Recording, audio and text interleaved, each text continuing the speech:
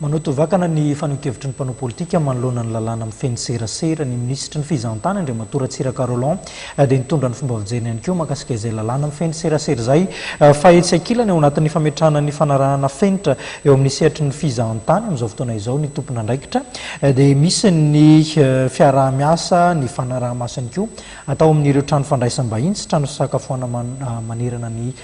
renivohitra na ihany koa zany manerana ny Madagasikara marimarina kokoa ao anatin'izay fanarahana fenitra izay dia tsara apetraka ny fanaraha-maso samihafa.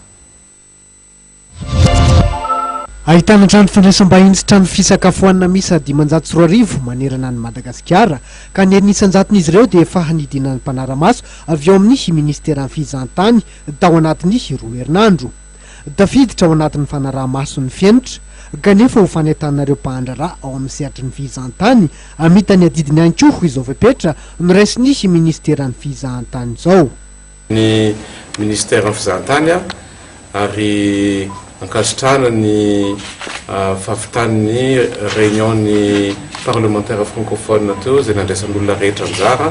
manomboka amin'ny filoham-pirenena ny gouvernement Ray Manontolo sy zareo amin'ny commission misahana an'izany.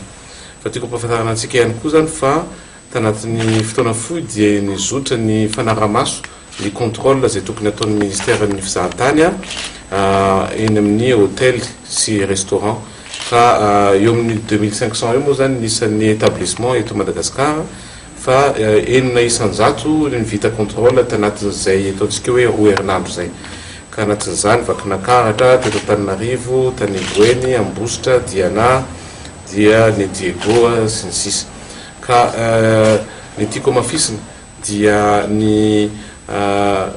message izay alefa amin'ny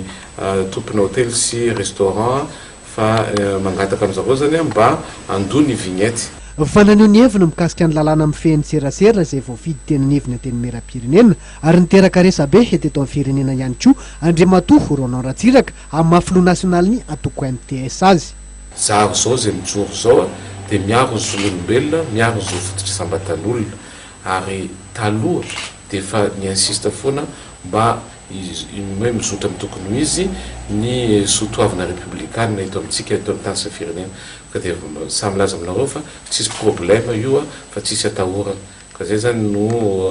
amin'ny fomba tsotra ny lazaiko an'izay ary manentana ny mpanao gazety izay mahatsapa ary mahita fa mety le izy mba hanao bebe kokoa satria lasa misavoavoa ny sain'ny mpanao gazety ary ny vahiny dia somary lasa matahotra indray mahita an'izany ka zay tarenjavatra zay zany ezantsika tsy ho aseho fa manimba ny hoavin'ny firenena malagasy. Laza ny filoha nasionaly ny atoko MTS fa tsy tokony hanohitohina ny fahalalana aneo hevitra avelively ty lalàna amin'ny feno serasera no lanin'isy olom-bavam-bahoaka ty.